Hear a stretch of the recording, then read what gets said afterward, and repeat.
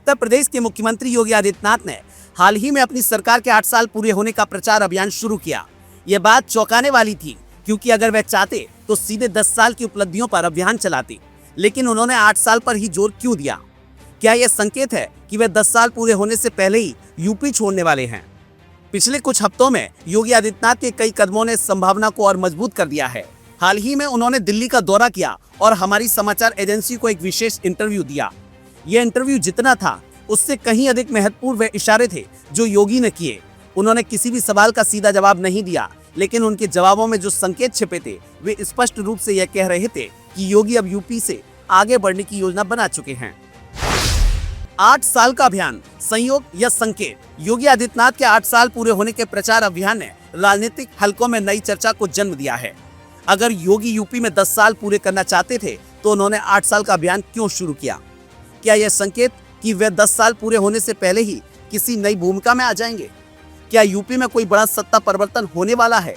राजनीतिक विश्लेषज्ञों का मानना है कि यह केवल एक प्रचार अभियान नहीं है, बल्कि एक संकेत है कि योगी अपने अगले कदम की ओर बढ़ रहे हैं।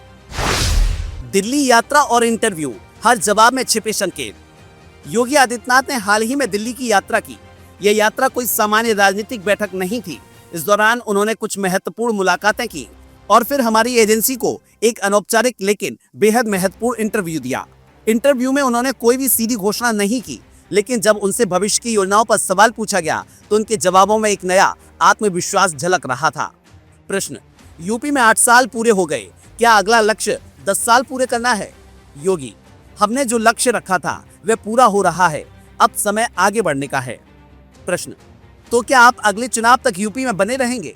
योगी: हम जहां भी रहेंगे पार्टी और संगठन की नीतियों को आगे बढ़ाएंगे। प्रश्न: केंद्र में आने की संभावना पर क्या कहेंगे? योगी: जहां जरूरत होगी वहां हम सेवा देंगे। योगी के इन जवाबों में ना तो स्पष्ट इनकार था और ना ही सीधा स्वीकार, लेकिन उनका अंदाज यह साफ बता रहा था कि वे अब यूपी से आगे बढ़ने के मूड में हैं। आरएसएस का समर्थन और मोदी शाह पर दबाव। योगी आदित्यनाथ के दिल्ली जाने के पीछे केवल उनकी व्यक्तिगत इच्छा नहीं है, इसके पीछे एक बड़ा रणनीतिक खेल चल रहा है, जिसमें आरएसएस की भूमिका अहम मानी जा रही है।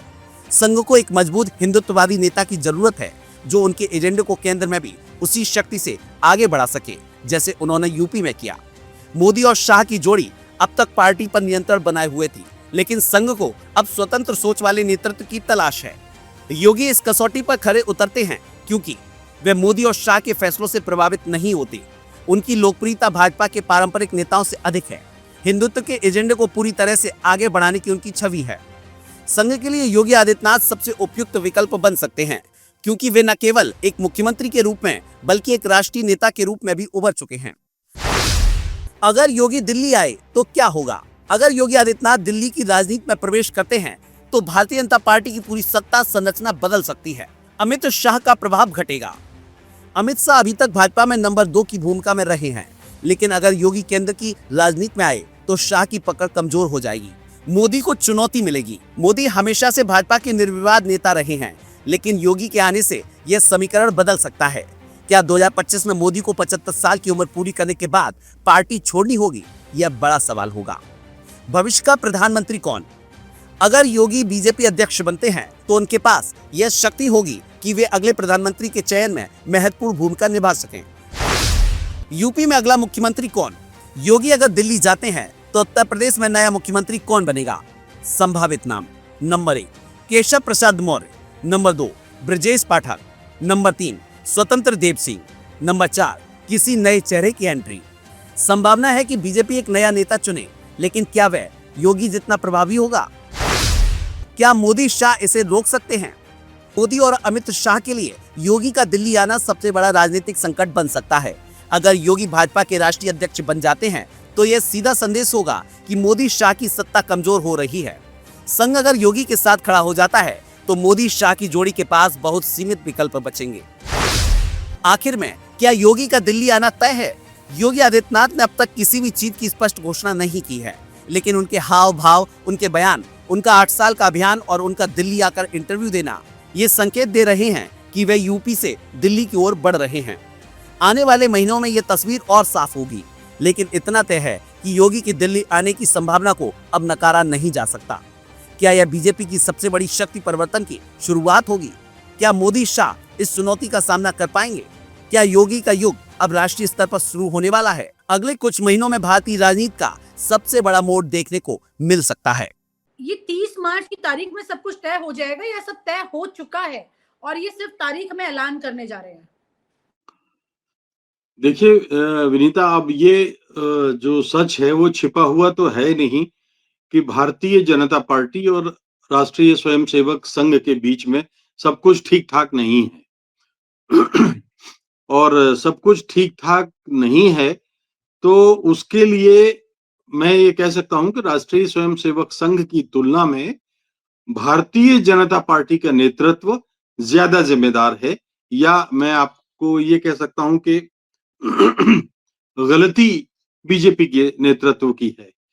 तो जब ये बैठक होगी और जिसकी कि पृष्ठभूमि या आप कहें कि पटकथा पहले से करीब-करीब 7 महीने से लिखी जा रही है, और जब से चुनाव हुए पिछले साल लोकसभा के, और जब भारतीय जनता पार्टी ने देख लिया कि अपनी दम पर वो अब सरकार नहीं चला सकती, ना बना सकती, और इसलिए उसको चंद्रबाबू नायडू और नीतीश कुमार 2 बैसाखियों का सहारा लेना पड़ा।